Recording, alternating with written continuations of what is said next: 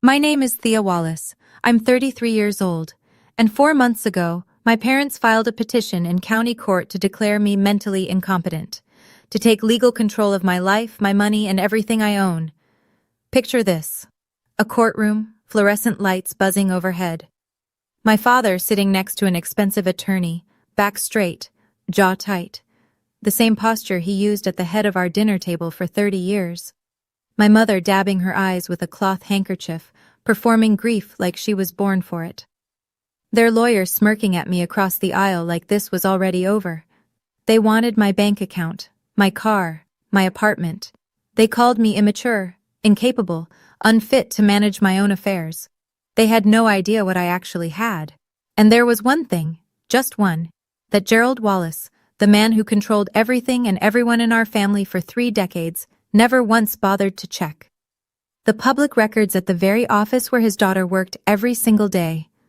Before I tell you what happened next, if this story resonates with you, take a moment to like and subscribe, but only if you genuinely want to. And drop a comment telling me where you're listening from and what time it is where you are right now. Now let me take you back 4 months, to the evening I opened my mailbox and found an envelope from the County Superior Court. It was a Tuesday in November. I remember because Tuesdays were my slow cooker nights. Come home, check the pot, eat something warm at my little Formica table, read for an hour, go to bed. That was my life. Predictable, quiet, mine.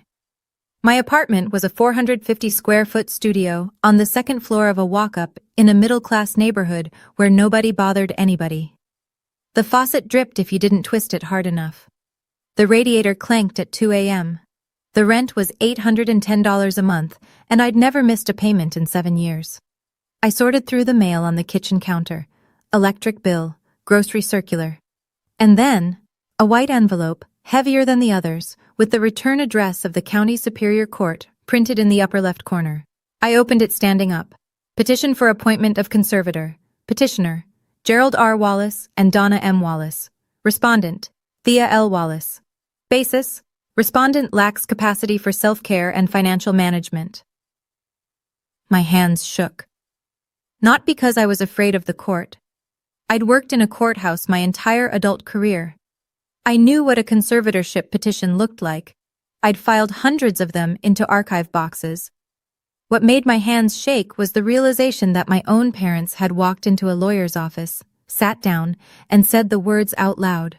Our daughter cannot take care of herself. Give us control. I set the letter down on the Formica, right next to the little notebook I kept in my kitchen drawer, the one with 11 years of investment records written in my own handwriting, in neat columns, updated every quarter. My father always said his daughter didn't know how to do anything except sort paper. He was right about the paper part. He was just wrong about the rest. And the money they thought I had? And the money I actually had? Those were 2 numbers separated by a distance Gerald Wallace could not have imagined in his worst nightmare. To understand what happened in that courtroom, you need to understand Gerald Wallace. My father was the kind of man who sat at the head of every table, literally. Thanksgiving, Christmas, a random Wednesday dinner, didn't matter. Head of the table, back straight, voice loud enough to fill whatever room he was in and leave no space for anyone else. If my mother started a sentence, he'd finish it. If I offered an opinion, he'd wave his hand like he was swatting a fly. What do girls know about that? For 20-some years, he ran Wallace & Sons Construction, a mid-size operation, 15 crew members, subcontracts on commercial builds around the county. He was proud of it the way some men are proud of things that sit on their surface, loudly, constantly, and in a way that dared you to question it. He drove a silver Lexus SUV that gleamed in the driveway of our 4-bedroom house, leased, not owned, though he never volunteered that detail. He wore a Rolex on his left wrist, also not what it appeared to be, but you'd need a jeweler's loupe to know that. And Gerald wasn't the kind of man who let people get that close. My mother, Donna, was a different kind of weapon. She didn't bark orders. She cried. She sighed. She called you at 7 a.m. to say, I just worry about you, sweetheart, in a voice that made you feel like you'd committed a crime by not calling her first. And if you said no to something, anything, she'd phone every aunt, cousin, and church friend within a 50-mile radius and tell them you were troubled, ungrateful, cold. Together, they were a closed system. Gerald commanded, Donna enforced through guilt, and anyone who pushed back got rewritten as the problem. What I didn't know yet, what nobody outside a bankruptcy court knew, was that Wallace & Sons Construction had filed Chapter 7 6 months before that petition landed in my mailbox. The Lexus was 3 months behind on lease payments. The 4-bedroom house had a foreclosure notice taped to the inside of a kitchen cabinet. Gerald Wallace was drowning, and he needed a life raft he could control. People will ask, people always ask, why didn't you just cut them off years ago? It's a fair question, and the answer has 3 parts. The first was money. When I was 22, fresh out of college with a degree in information science and a job at the county records office that paid $31,000 a year, I had $47,000 in student loans. My father had co-signed them, and he reminded me of that fact the way some people remind you of the weather, constantly, casually, and with just enough threat underneath. You walk away from this family, Thea, and I call the bank. You understand me? I co-signed. I can make one phone call. He couldn't, actually. That's not how co-signed loans work. But I was 22, and I didn't know that yet. I paid off every cent of that loan by the time I was 31. I clicked Confirm Final Payment, sitting in my Honda Civic in the parking lot of a grocery store, and I cried for 20 minutes. Not from sadness, because for the first time in 9 years, Gerald Wallace had nothing of mine in his hands. He just didn't know that yet. The second reason was Ethan, my little brother, 13 years younger, quiet, smart, the kind of kid who read entire encyclopedias on his phone and didn't tell anyone. He lived under Gerald's roof. If I walked away, Gerald would punish Ethan for it, pull his college fund, kick him out, use him to hurt me, or hurt him to remind me. I couldn't risk that. Ethan turned 20 last year. He's in his second year of college on a merit scholarship he earned himself. He's not a hostage anymore. The third reason was a piece of paper. When I was 24, I signed a limited power of attorney giving my father authority to handle one insurance claim on my car. A small thing. I didn't read the fine print carefully enough. I trusted him, because he was my father, and I was 24 and still believed that word meant something. Gerald kept the original. I revoked it 3 years later with a notarized written revocation. But Gerald filed that original POA with his conservatorship petition as if it were still active, as if I had voluntarily given him control once before and might need it given again. He hid the revocation. He lied to the court. I didn't know that part yet either, not until discovery. The person who works in archives understands something most people don't. The moment you open a file matters just as much as what's inside it. I didn't cut ties immediately. I waited. I prepared. And when all 3 chains broke, the loan, Ethan's dependents, the revoked POA, Gerald lost every piece of leverage he had. So he escalated to a courtroom. And that was his mistake. Because you can walk away from a phone call, but you can't walk away from a court case. He forced me into a fight I couldn't avoid. So I prepared for the only fight I'd ever need. Here's the thing about being an archivist that nobody tells you. You spend your days surrounded by the financial anatomy of an entire county, property deeds, tax lien certificates, foreclosure filings, trust transfers, probate records, thousands of them, year after year, passing through your hands. Most people in my office processed them and moved on. I processed them and took notes. By 23, I'd started reading about index fund investing, nothing exotic, nothing risky. The Bogle method. Buy the total market, keep costs low, don't touch it, let compound interest do what compound interest does. I opened a Vanguard account with my first $400 and set up automatic contributions, every month, without fail. I lived on less than $1,200 a month, studio apartment, rice and beans, library books, a Honda Civic I bought used for $6,000 cash, and everything else went in. By 25, I noticed something at work. Tax lien properties. Homes that went to auction because the owners owed back taxes, sometimes just a few $1,000s. I watched the records come through. A 2-bedroom house in the East End, purchased at tax lien auction for $23,000. Previous assessed value, $110,000. I did the math on a napkin during lunch. I bought that house. Spent weekends patching drywall, painting walls, replacing faucets with YouTube tutorials, and a borrowed toolkit. Rented it for $1,100 a month to a young couple who kept it cleaner than I'd left it. Then I bought another. Then a third. My colleague Margaret Holt, 61, retired CPA, now working part-time in our office because she said retirement was boring and overrated, became something between a mentor and a guardian angel. She taught me to read financial statements the way a surgeon reads an MRI.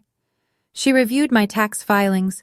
She notarized my documents. She never once told me I was crazy for living in a studio while owning 3 rental properties. Nobody at work knew. I didn't drive a new car. I didn't wear expensive clothes.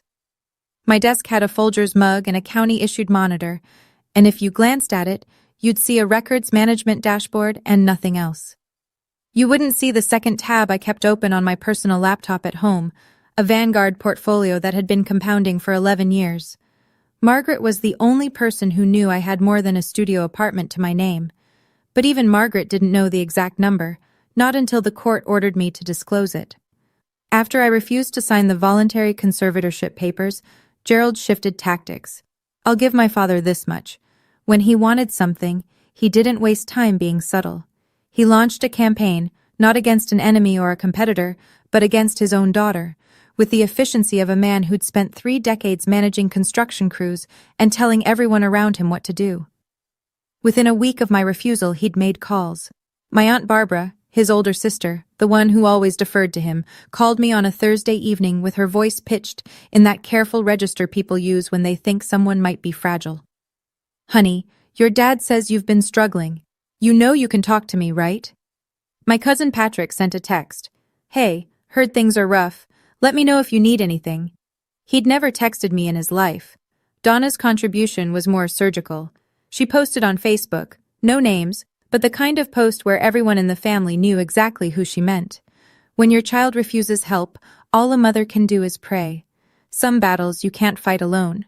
87 reactions, 31 comments. Every one of them assuring her she was a wonderful mother. Meanwhile, my phone buzzed 14 times in one day.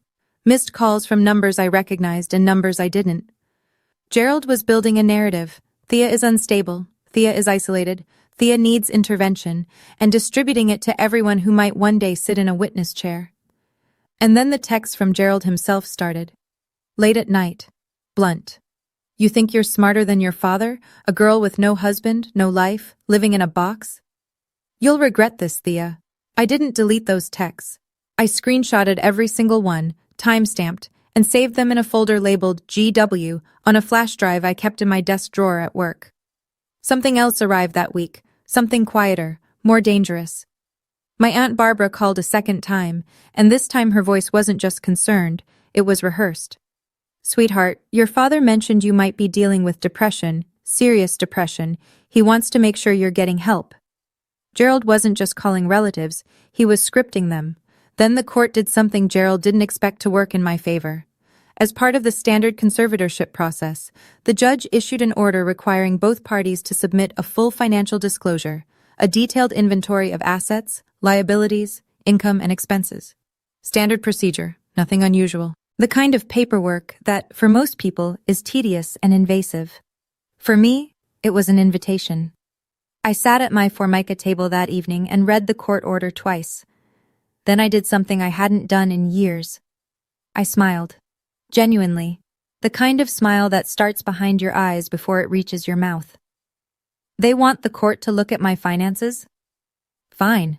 Let the court look. I pulled the black moleskin notebook from my kitchen drawer, the one with the cracked spine from 11 years of use, every page filled with my handwriting in neat columns. Dates, account numbers, purchase prices, rental income, quarterly Vanguard statements. I called Margaret at 8:30 that night. She picked up on the second ring. Margaret always picked up on the second ring, a habit she said came from 30 years in accounting. You never let a client wait, and you never let a ringing phone go to 4. "Margaret, I need your help. Can you help me compile everything into a formal disclosure? All of it." A pause. Then, "All of it?" "Everything." "Thea," another pause. "This is going to be one hell of a document." I know. I'd never totaled it all in one place before. 11 years of index fund contributions, compound growth, reinvested dividends. 3 rental properties with equity and income streams. Savings. The Honda Civic, worth about $4,000 on a good day. The studio apartment lease. When Margaret and I finished the spreadsheet 3 days later, we sat across from each other at her kitchen table and stared at the number at the bottom of the page. Margaret took off her reading glasses, set them on the table and said, "Your father has absolutely no idea, does he?" "No," I said. "He doesn't." I honestly felt a little stunned myself. I'd been so focused on the process, save, invest, maintain, repeat, that I'd never stepped back to see the full picture. Numbers compound quietly. They don't announce themselves. They just grow, in the dark, like roots under concrete. While I was compiling the truth, Gerald was manufacturing a lie. Through the discovery process, where both sides exchange evidence before a hearing, I received copies of what Gerald's attorney, Craig Delmore, had submitted to the court on my parents' behalf. Craig Delmore was 50, polished, and specialized in conservatorship and elder law. He had a reputation in the county for winning 12 consecutive conservatorship cases without a loss, mostly involving elderly clients whose families wanted control of their estates. He wore tailored suits, carried a Mont Blanc pen, and had the smooth confidence of a man who'd never been surprised in a courtroom. He charged $400 an hour, and Gerald was paying him with borrowed money Gerald couldn't afford, on a bet that he'd recover it from me tenfold. The evidence package contained 3 items. First, sworn affidavits from Gerald and Donna stating that I lived in isolation, refused to maintain social relationships, and demonstrated an inability to manage basic life responsibilities. Lies, wrapped in legal language and notarized with a straight face. Second, letters from my Aunt Barbara and a former neighbor named Tom Greer expressing concern about my well-being. Barbara's letter was vague and emotional. Tom's was almost comically thin. He'd lived 3 houses down from my parents and hadn't spoken to me in 6 years. Gerald had clearly coached both of them. Third, and this was the one that made my chest tighten, a psychological evaluation authored by a Dr. Howard Phelps. The report concluded that I exhibited signs of social withdrawal, executive dysfunction, and impaired financial judgment. I read it twice. Then I checked the header. Dr. Phelps had never met me, never examined me, never spoken to me. The report was based entirely on descriptions provided by family members. A psychological evaluation of a person the doctor had never seen. I set the document down and picked up my phone. Rachel Pemberton, the attorney I'd hired 3 days earlier, answered on the first ring. "Rachel, the psych report. The doctor never examined me." "I saw it. That's not just unethical." "No," Rachel said. "It's potentially fraud upon the court, and it's exactly what we're going to use." I should tell you how I found Rachel Pemberton.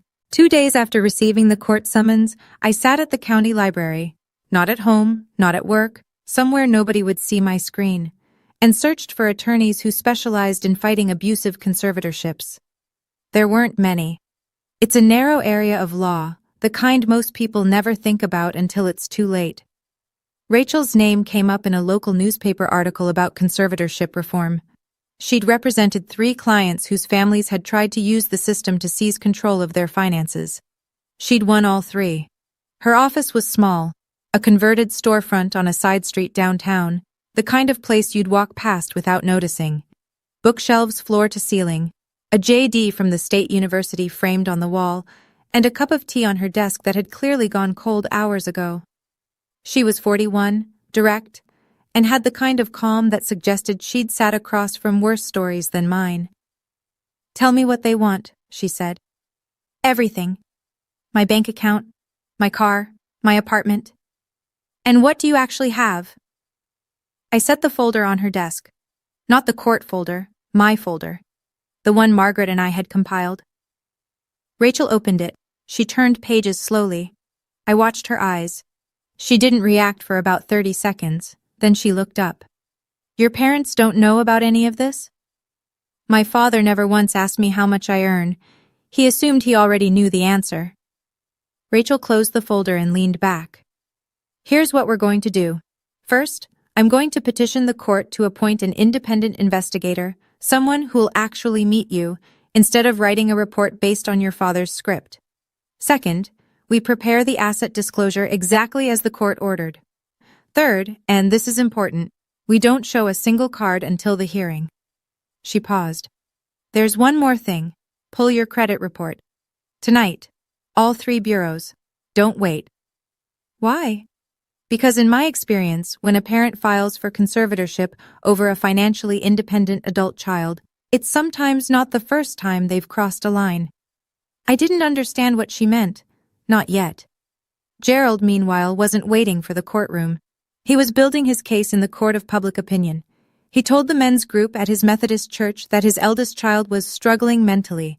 He didn't say conservatorship, he said intervention, which sounded softer, nobler, like something a loving father would do. He said he and Donna were stepping in before it's too late. 3 men offered to pray with him. One shook his hand and said, "You're doing the right thing, Gerald." Donna amplified the message with surgical precision. She called my father's business associates, the ones who hadn't yet heard about the bankruptcy, and mentioned almost offhandedly that they were dealing with a family health situation. She called neighbors. She called the wife of my landlord's real estate agent. She reached further and further into every circle that might one day overlap with mine. The effects hit me at work on a Thursday morning. I was at my desk, processing a batch of property transfers, when my supervisor stopped by and asked if we could step into the conference room for a quick chat. She was kind about it. She said she'd received a call, she wouldn't say from whom, asking about my mental health status and whether it was affecting my work performance. "I'm required to ask," she said, not unkindly. "Is there anything going on that you'd like HR to know about?" I looked at her. "My parents are filing a petition I intend to fight. It has no merit. My work has not been affected, and it won't be." She nodded, made a note, and let me go. But the damage was in the air. 2 colleagues glanced at me differently in the hallway. Someone had seen Donna's Facebook post. Then came the landlord call. Gerald had contacted my building's management office expressing concern about his daughter's ability to maintain her living situation. My landlord, a decent man who'd never had a complaint about me, called to ask if everything was all right. He didn't say he wouldn't renew my lease. He just said he was checking in. Gerald was trying to dismantle my life from the outside in. Employer, housing, social circle, brick by brick.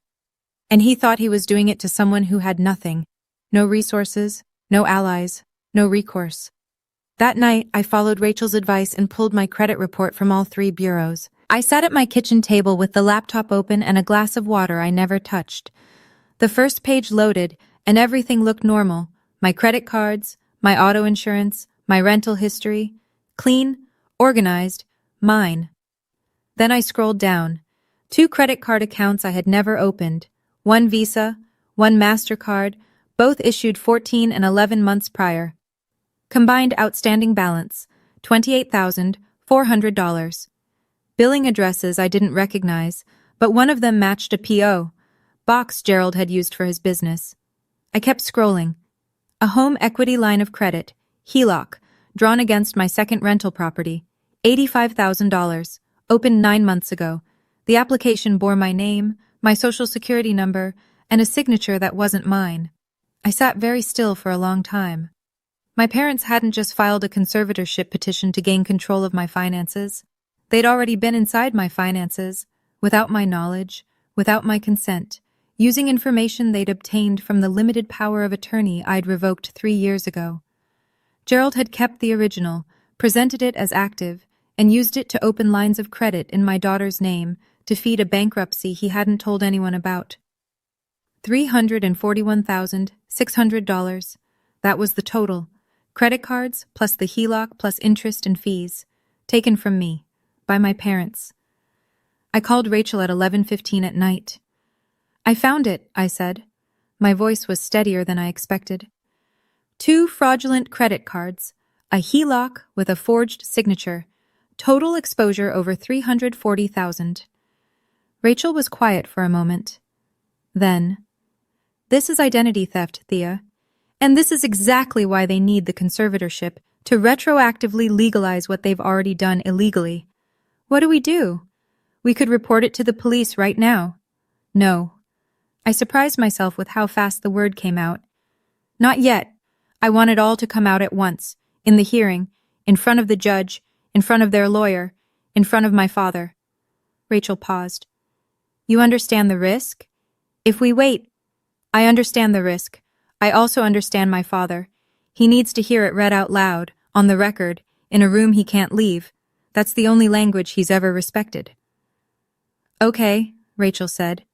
Then we commission a forensic audit. Independent CPA firm, documented, certified, admissible. And we attach it to your asset disclosure as a supplemental exhibit. Do it! I hung up and sat in the dark kitchen for a while. The faucet dripped, the radiator clanked. And somewhere across town, in a 4-bedroom house with a foreclosure notice hidden inside a cabinet, Gerald Wallace was sleeping soundly, confident that his plan was working.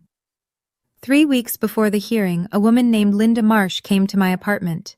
She was the court-appointed investigator, 55, gray-haired and professionally neutral in that way that makes you want to be completely honest because you can tell she's seen every version of dishonesty there is. The court had assigned her to assess whether I was, in fact, incapable of managing my own life. She stood in my doorway and took in the studio, 450 square feet, clean, organized, bed made, dishes washed, a small bookshelf against the wall, bills in a folder on the counter, all paid, all current. May I come in?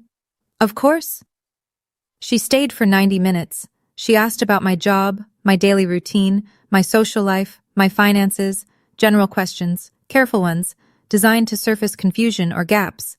I answered each one plainly. I told her about the records office, about my reading habits, about the recipes I cooked on weekday evenings and the walks I took on Sunday mornings. She took notes. She asked about my parents. They believe I can't manage my life, I said. I disagree. Why do you think they filed this petition? I looked at her directly. You'll have to ask them that. Linda also met with Gerald and Donna. Rachel told me afterward what she'd been told. Gerald had dominated the meeting, spoken over Donna multiple times, and emphasized, with visible frustration, that I lived in a studio, drove an old car, had no husband, and no children. 33 years old, he'd reportedly said, leaning forward, jabbing a finger at the table. Living in a box, no future. That's normal to you? Donna had cried. Of course she had. Linda's report would be submitted to the court before the hearing. I didn't know what she'd written, but when she left my apartment, she paused at the door and glanced at my bookshelf, 3 rows deep, half financial, half literary, and then looked at me with an expression I couldn't quite read. Thank you, Thea. I have what I need. And she smiled, very slightly. 3 days before the hearing, 11:47 at night. My phone lit up on the nightstand. Dad. I almost didn't answer, but something in me, the part that had been waiting 11 years for this conversation, picked up. Thea. His voice was controlled, the way it got when he wanted you to feel the weight of his authority without raising his volume. Listen to me.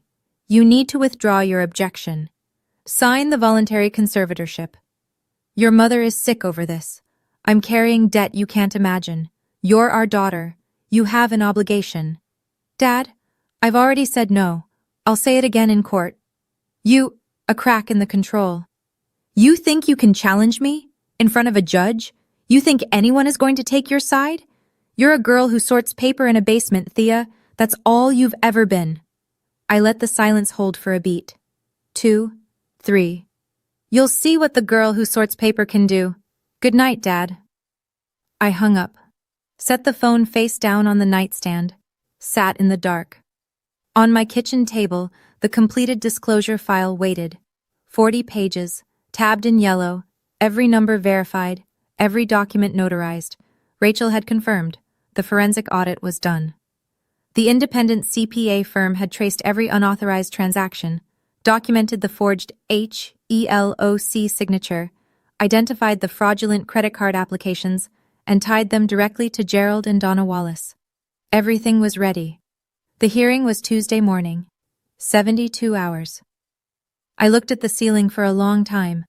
The streetlight outside threw a pale rectangle across the plaster. I wasn't afraid, not the way I'd been afraid at 22 with a co-signed loan hanging over my head. This was different.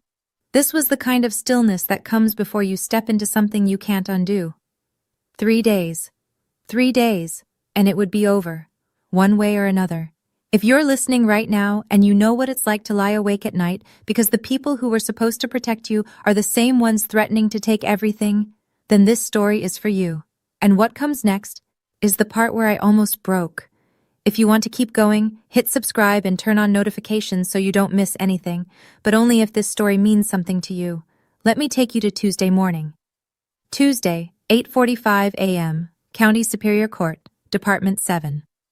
I arrived early because I've never been late to anything in my life, and I wasn't about to start with the hearing that would determine whether I kept control of my own existence.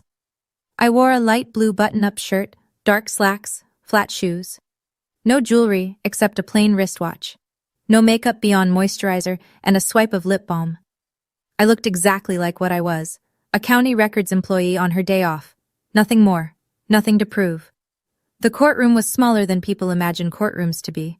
Wood-paneled walls, fluorescent lights that buzzed faintly in the ceiling, 2 tables facing the bench, a gallery with about 20 seats, mostly empty.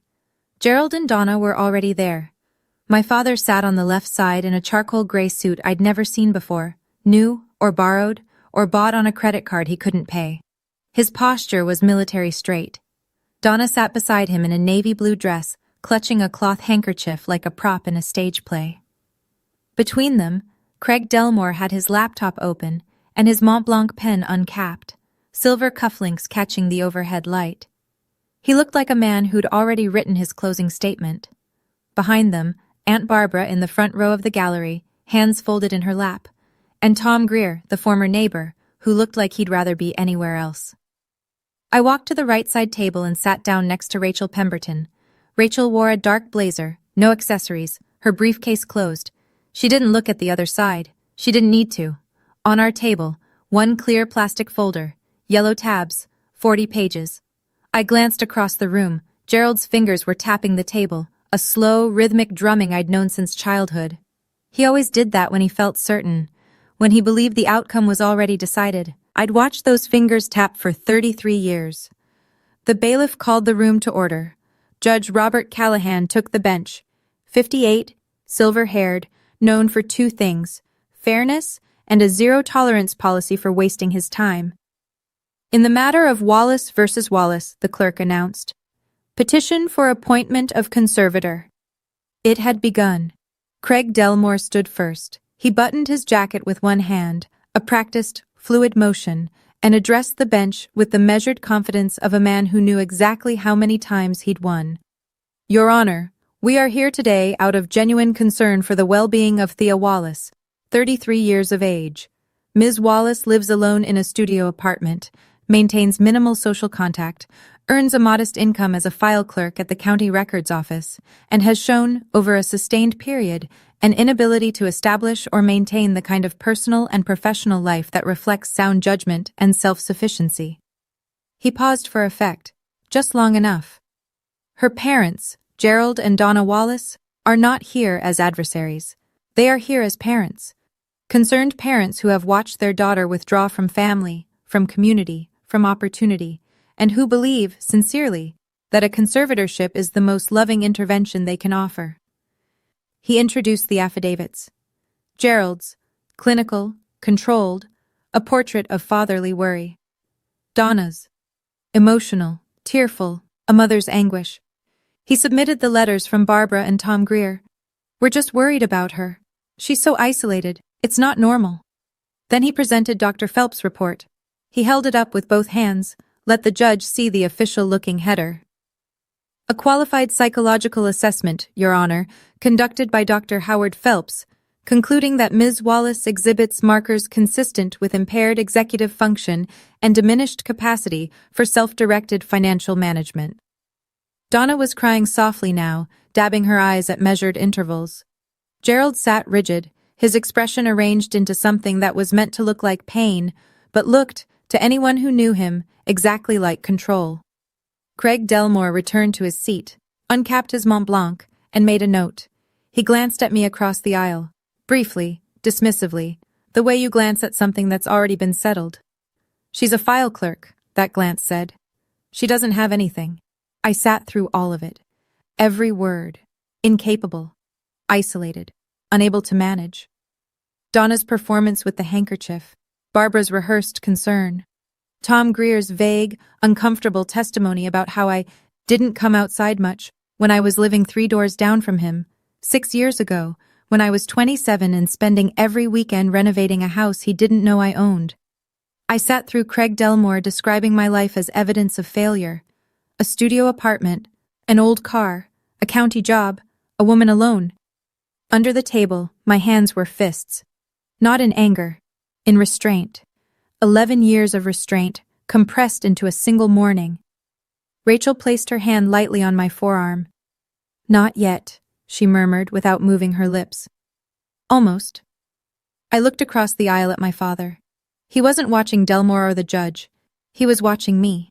And in his eyes, I saw something I'd been seeing since I was old enough to understand it. Certainty.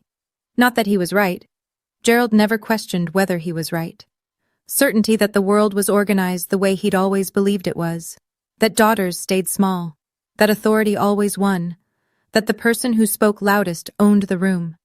He didn't blink. Neither did I. I lowered my head for 3 seconds, breathed in through my nose, out through my mouth. Then I straightened my back, placed both palms flat on the table, and looked forward. My father taught me something he never intended to teach. When you've been underestimated your entire life, you learn to prepare for everything, because you know no one will hand you a second chance. The folder sat between Rachel and me on the table. Yellow tabs, 40 pages, every number verified. Gerald had brought a narrative. I had brought the receipts. Judge Callahan turned to our side. "Ms. Pemberton, does the respondent wish to present a response?" Rachel stood, buttoned her blazer. "Yes, Your Honor, and we'd like to begin with the report of the court-appointed investigator." Rachel didn't rush, she didn't perform. She simply asked the court to read the report submitted by Linda Marsh, the independent court investigator. The clerk opened the sealed document and read the summary into the record. The court investigator conducted a 90-minute in-person evaluation of the respondent at her residence. Respondent demonstrated full cognitive capacity, including clear articulation of financial responsibilities, consistent employment history, organized living conditions, and no clinical indicators of impaired judgment or executive dysfunction. Gerald uncrossed his legs, crossed them again. The investigator further notes that the petitioner's characterization of respondent as isolated and unable to maintain social relationships is inconsistent with respondent's stable 11-year employment record, organized home environment, and articulate self-presentation during evaluation. Craig Delmore stopped writing. His Mont Blanc hovered above his legal pad. Additionally, the psychological evaluation submitted by petitioners was authored by Dr. Howard Phelps, who has no documented record of direct clinical examination of the respondent. The evaluation appears to have been prepared solely from descriptions provided by family members, which raises significant ethical and evidentiary concerns. The courtroom was quiet, the kind of quiet that has texture, where you can feel the air change. Judge Callahan looked up from his copy of the report. He looked at Craig Delmore, then at Gerald, then at the report again. "Counselor Delmore," the judge said, his voice flat and precise. "Were you aware that Dr. Phelps did not conduct a direct examination of the respondent?" Craig Delmore opened his mouth, closed it, and then said, "Your Honor, Dr. Phelps is a licensed—" "That wasn't my question. I was under the impression that an evaluation had been—" "We'll return to that." The judge made a note. "Ms. Pemberton, please continue." Donna's handkerchief had stopped moving. Aunt Barbara's hands were no longer folded. They were gripping each other, and Gerald's fingers had stopped tapping the table. For the first time in the hearing, the room wasn't moving in his direction. Rachel let the silence land. Then she spoke. "Your Honor, we would also like to submit the respondent's court-ordered asset disclosure, prepared in full compliance with the court's directive, and verified by an independent appraiser. In addition, we have attached a supplemental document that we believe is directly relevant to the true motivation behind this petition." She handed the folder to the bailiff. It was the same clear plastic folder that had been sitting on our table since 8:45 that morning. Yellow tabs, 40 pages. The bailiff carried it to the bench. Judge Callahan accepted it without expression and began to page through it. He paused, flipped back, read again. Across the aisle, Craig Delmore watched the folder change hands with a furrowed brow.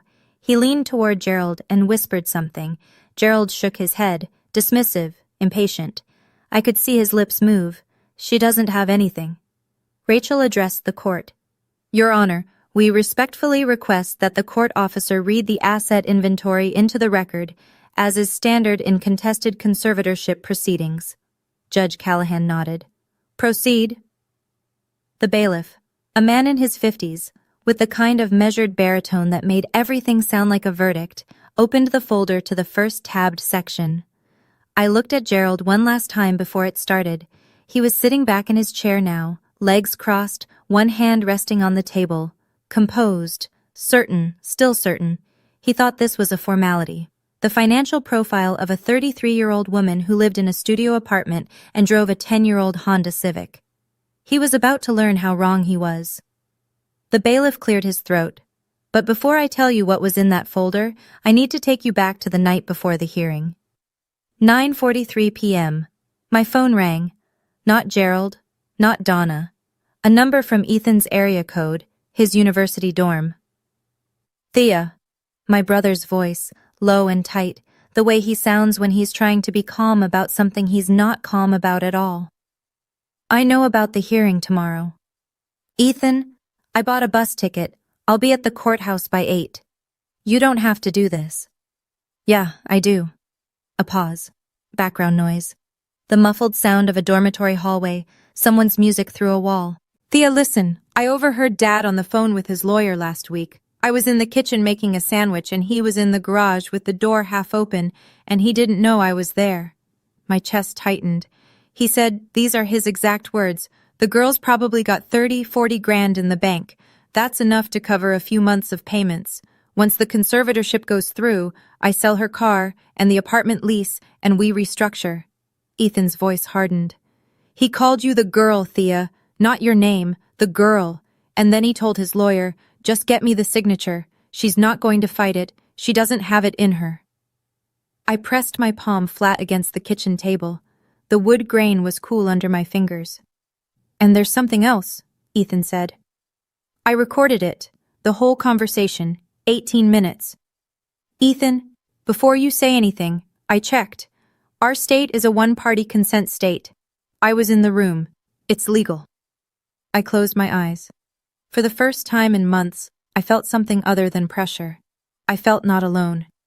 You've been protecting me since I was 7 years old, Ethan said. I'm 20 now. It's my turn. 6:15 a.m. The morning of the hearing, gray light through the bathroom window. I stood in front of the mirror, button-up shirt half done, and looked myself in the eyes. No pep talk, no dramatic internal monologue. Just a woman getting dressed for the most important day of her adult life. My phone buzzed. Rachel. Order of operations, she said, all business. First, Linda Marsh's report. We established that you're competent and that their psychological evaluation is garbage. Second, the asset inventory. We show the court that not only are you competent, you've been building wealth independently for over a decade. Third, she paused. Third is the forensic audit, the identity theft, the HELOC, the credit cards. That's the one they're not expecting. That's the one nobody's expecting. When item 3 hits the record, I need you to do exactly one thing, Thea. Stay seated, stay silent, let the documents talk. I've been letting documents do the talking my whole career. A pause. I thought I heard Rachel almost laugh. Fair point. One last thing, your brother, he's coming? He's on a bus right now. Good. If we need his testimony, it corroborates motive. Gerald on recording, saying he wants your money to cover his debts. That's not a concerned father seeking guardianship. That's financial predation with extra steps. Understood. See you at 8:30. I finished buttoning my shirt, ran a hand through my hair, moisturizer, lip balm, flat shoes. That was it. I picked up the folder, 40 pages, yellow tabs, and slid it into my bag next to a bottle of water. I drove the Honda Civic to the courthouse, red light at the intersection of Lincoln and 5th. I stopped, glanced at the passenger seat, the folder, the water bottle, my entire case in a clear plastic binder that cost $2 at the office supply store. Green light. I drove. Back in the courtroom, the bailiff held the folder open, cleared his throat, and began. Asset item 1. His baritone was level, almost monotone, the voice of a man who'd read thousands of documents without commentary. Vanguard Total Stock Market Index Fund and associated brokerage accounts held solely in the name of Thea L. Wallace. Verified balance as of October 31st, $1,214,812. The courtroom didn't gasp. That only happens in movies. What happened was worse, more visceral. A silence so dense it had mass. The bailiff's voice hung in the air like smoke, and nobody moved. Craig Delmore's pen touched his legal pad but didn't write. Donna's handkerchief fell from her fingers onto her lap. Gerald leaned forward, slowly, like a man who'd misheard something and was angling his ear to catch the correction. Judge Callahan looked from the document to me, then to Gerald, then back to the document. His expression didn't change, but his posture shifted, straightened, the way it does when a judge realizes the case he's hearing is not the case he was told about. Gerald turned to Craig Delmore. I heard it. The entire courtroom heard it, because Gerald never learned how to whisper. That's not... There's a mistake. Where would she? She's a file clerk. Check the number. That can't be right. Craig Delmore didn't check the number. He stared at the document in the judge's hand, and for the first time since the hearing began, his Mont Blanc pen was capped. Rachel sat motionless beside me. I sat motionless beside her. We'd agreed. Say nothing. Let the numbers speak. The bailiff looked to the judge. Judge Callahan nodded. Continue. Asset item 2. The bailiff turned the page. 3 residential rental properties, held solely in the name of Thea L. Wallace. He listed them one by one. Addresses, purchase dates, current appraised values, each verified by an independent property assessor. A 2-bedroom on Elm Court, purchased at a tax lien auction 8 years ago for $23,000. Current value $185,000. A 3-bedroom on Prospect Avenue, purchased 5 years ago for $61,000. Current value $340,000. A duplex on Cedar Lane, purchased 3 years ago for $92,000. Current value $365,000. Total appraised real estate value $890,000. Combined annual rental income $39,600. Craig Delmore closed his laptop, placed both hands flat on the table. He didn't look at Gerald. He didn't look at anyone. He was doing math, not financial math, but professional math. The kind where you calculate how deep a hole your client has dug and whether it's too late to climb out. Gerald's face was a color I'd never seen on him before, not red from anger, not the forced composure of authority. Something between disbelief and vertigo. His daughter, the one he'd called a file clerk, the one who lived in a box, the one who couldn't manage her own life, owned 3 houses. He'd lost his, she owned 3. Donna was no longer crying. She was staring at the back of Gerald's head with an expression that, if you didn't know her, might have looked like shock. But I knew her. That was the face Donna made when she was recalculating, when the script she'd prepared was no longer useful and she needed a new one.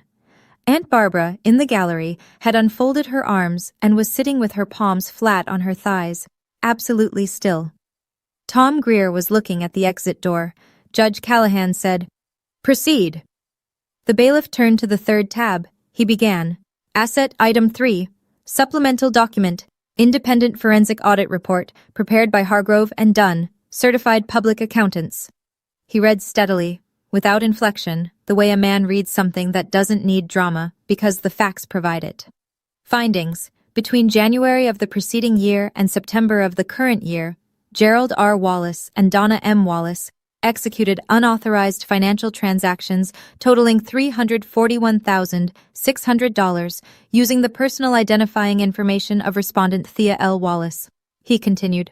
Transactions include 2 credit card accounts opened via identity fraud, combined balance $28,400.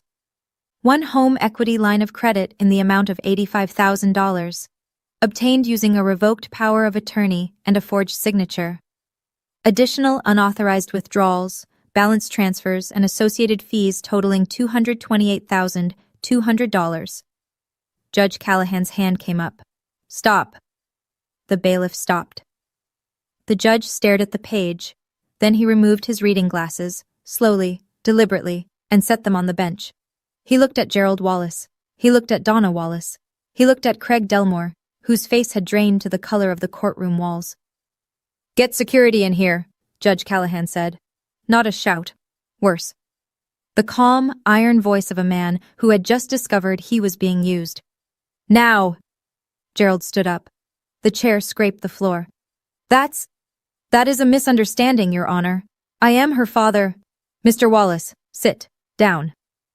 Two security officers entered through the side door and stationed themselves near the exit. Gerald sat. His hands were trembling, the same hands that had tapped the table in triumph 5 minutes ago. Donna's face was white, her mouth slightly open, the handkerchief forgotten on the floor. I didn't speak. I didn't move. I sat with my hands on my lap and let the paper do what paper does best. It told the truth.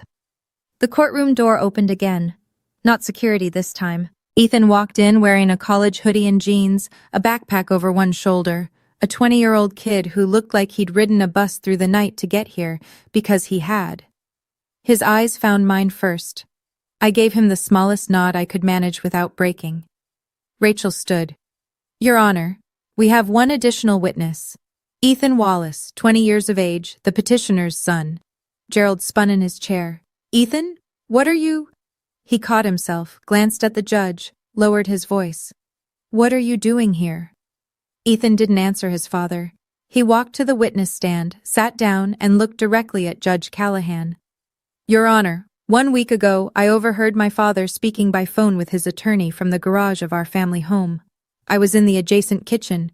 He didn't know I was present." He pulled a folded piece of paper from his jacket pocket, a printed transcript.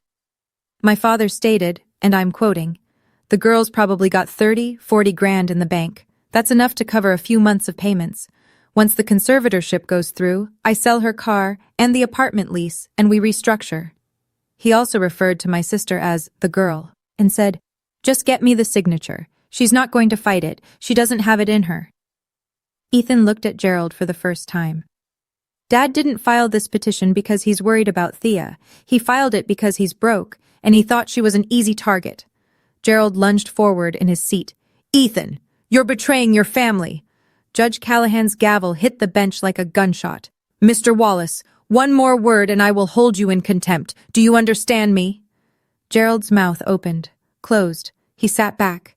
His hands gripped the armrests. The Rolex, the fake one, caught the fluorescent light one last time. Ethan, still on the stand, turned to me. His eyes were wet, but his voice was steady.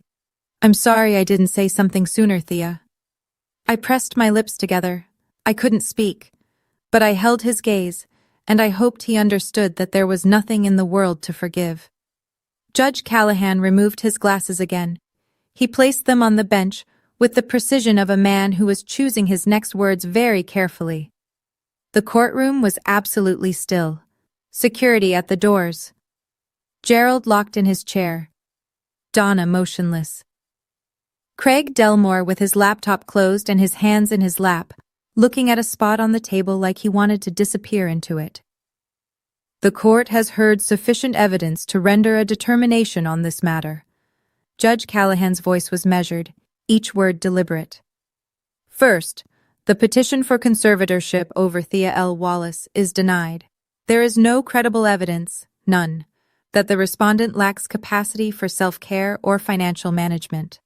To the contrary, the evidence presented today demonstrates a level of financial competence and discipline that most adults in this courtroom, including this court, would find exceptional." He let that settle. Second, the psychological evaluation submitted by petitioners, authored by Dr. Howard Phelps, was prepared without any direct examination of the respondent.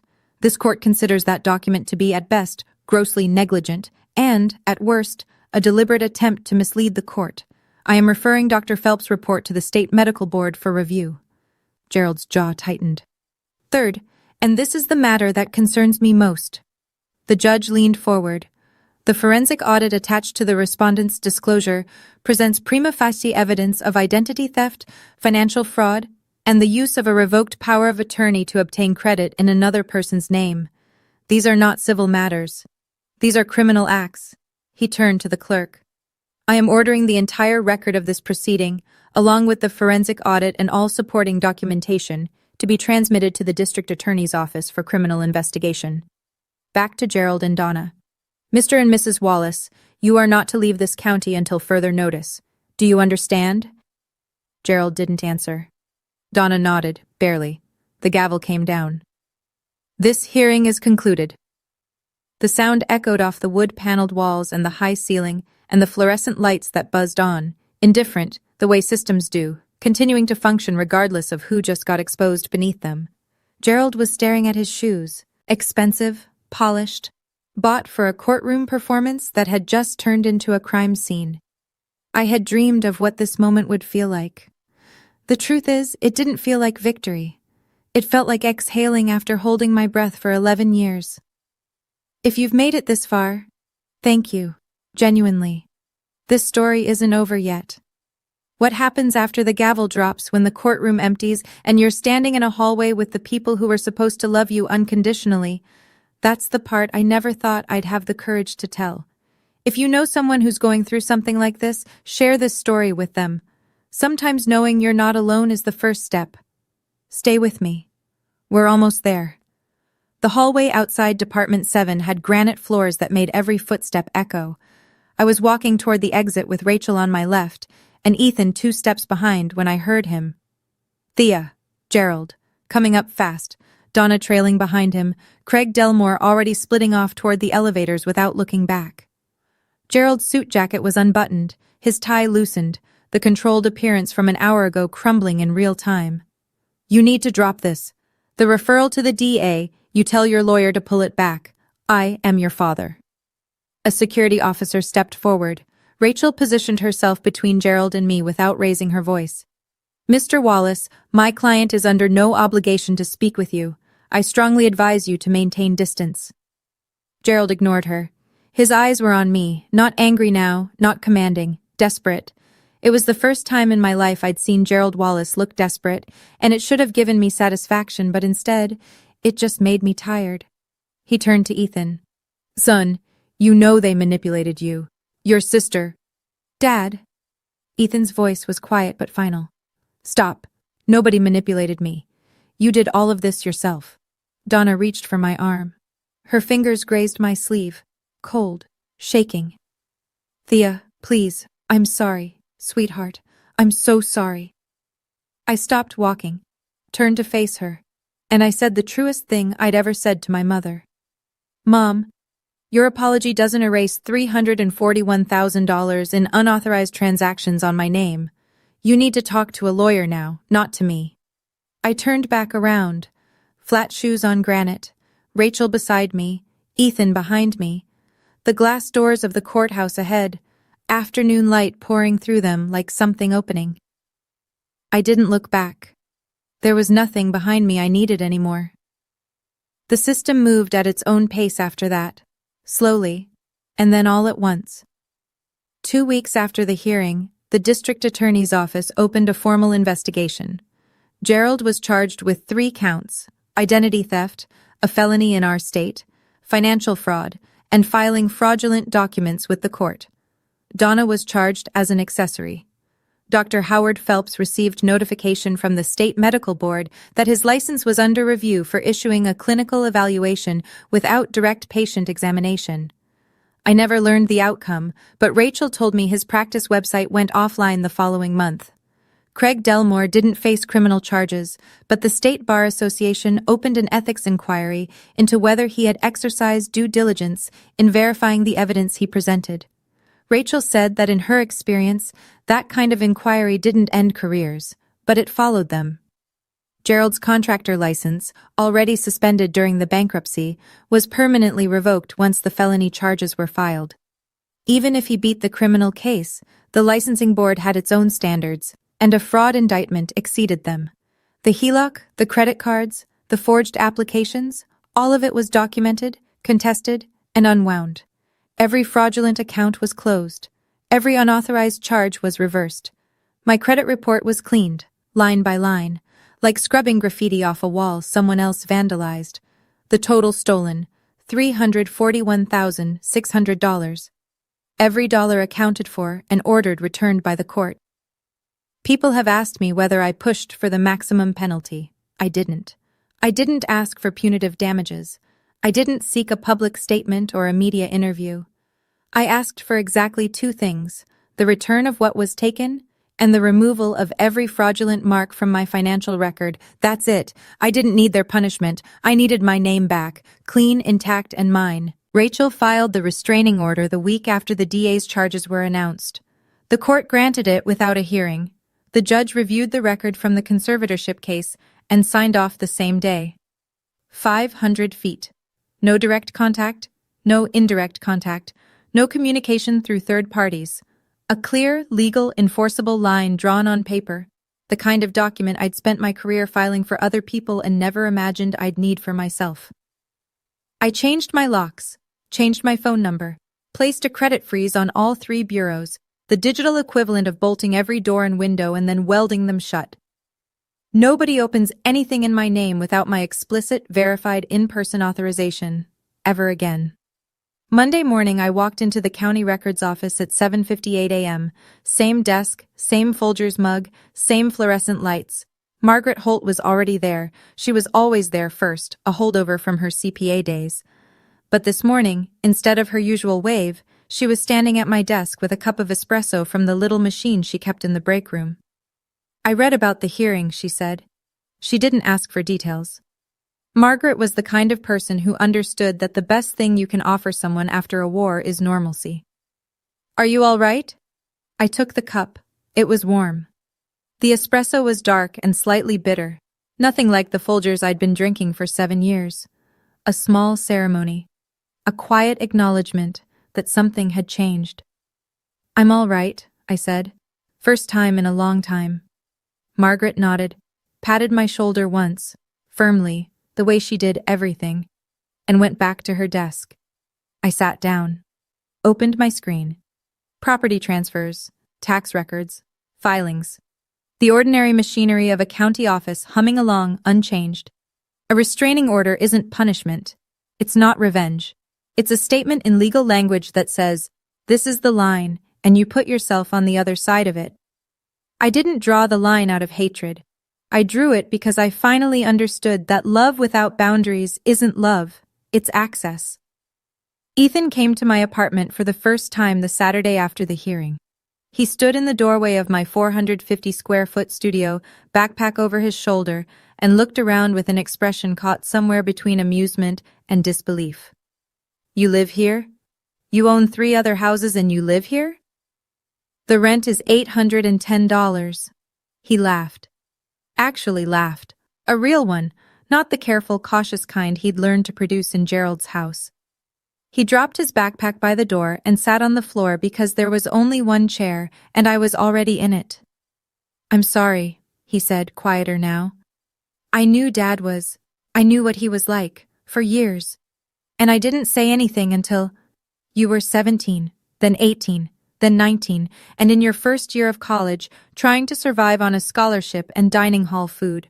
That wasn't your fight, Ethan. It was never your fight. I made it my fight. And that was the bravest thing anyone in this family has done in a long time. We ordered pizza, ate it on the floor with our backs against the wall, paper plates on our laps, 2 glasses of water from the tap. No wine, no ceremony, no pretense. The window was open and the evening air came through with the sound of traffic and a neighbor's radio. Thea? Yeah. Will you teach me about investing? I looked at him. 20 years old, coffee stain on his hoodie, pizza sauce on his thumb. My little brother who'd ridden a bus through the night to sit in a courtroom and tell the truth about his own father. Step 1. Open a Vanguard account.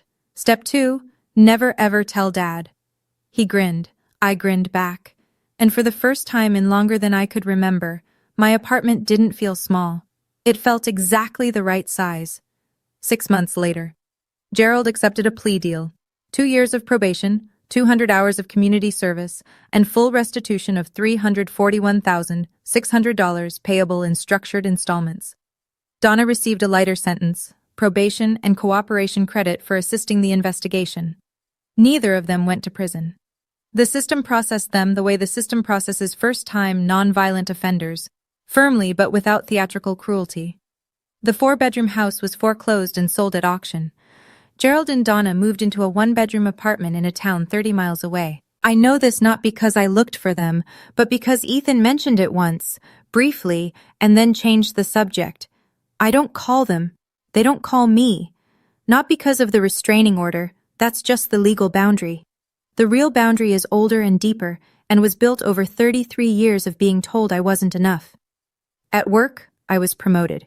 Senior Records Analyst, a title that came with a small raise and a new nameplate on my desk. I put it next to the framed receipt from my last student loan payment. 2 documents, side by side. One that marked the end of a debt. One that marked the beginning of being seen. I'm still in the studio, but for the first time, I've been looking at houses, not for investment, not for rental income. For me. A place I'd actually live in, with a kitchen big enough to cook a real meal, and a yard where I could put a chair and sit in the sun and not owe anyone an explanation for how I spend my time. Someone asked me recently if I've forgiven my parents. I thought about it for a long time. What I said was, forgiveness is my business, consequences are the court's, and boundaries belong to both of us. So that's the story. I'm Thea Wallace, 33 years old, 34 next month actually, county records analyst, owner of a Honda Civic with 112,000 miles, a studio apartment I chose, 3 rental properties I earned, and a Vanguard account I've been feeding since I was 22 years old. My father called me the girl who sorts paper. He wasn't wrong. I spent 11 years sorting paper, property deeds, lien certificates, foreclosure filings, financial records. I learned the language of ownership and loss by watching it pass through my hands, 8 hours a day, 5 days a week. And somewhere along the way, the paper taught me something Gerald Wallace never intended. That the quietest person in the room can build the most. I didn't do any of it to prove him wrong. That's the part people get confused about. I did it because it was mine. Every dollar, every hour of weekend renovation, every quarterly Vanguard statement, mine. Built in silence, maintained in discipline, and defended in a courtroom when the people who should have been proud of me tried to take it instead. I think about that hearing sometimes. The sound of the bailiff's voice reading numbers into the record. The moment the fluorescent lights seemed brighter than they'd been all morning. The way Gerald's fingers finally stopped tapping the table. I don't think about it with satisfaction. I think about it with a kind of exhausted clarity. The clarity you feel when you've carried something heavy for a very long time, and then you set it down and realize your hands are shaking. Not because you're weak, but because you were strong for longer than you knew. I sort paper, I keep records, I pay attention to the fine print, and I built my life on my own terms, every single page of it. That's my story. Thank you for staying until the end. If this reached something inside you, go ahead and hit like, subscribe, and share. Not for the numbers. Because somewhere out there, someone is sitting alone right now, wondering if they're strong enough to draw the line. Let them know the answer is yes.